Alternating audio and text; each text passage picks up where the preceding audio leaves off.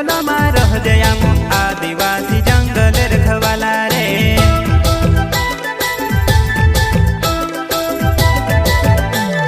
चल जंगल जमीन काजे पूजे रे आदिवासी दुनिया ने रखवाला रे।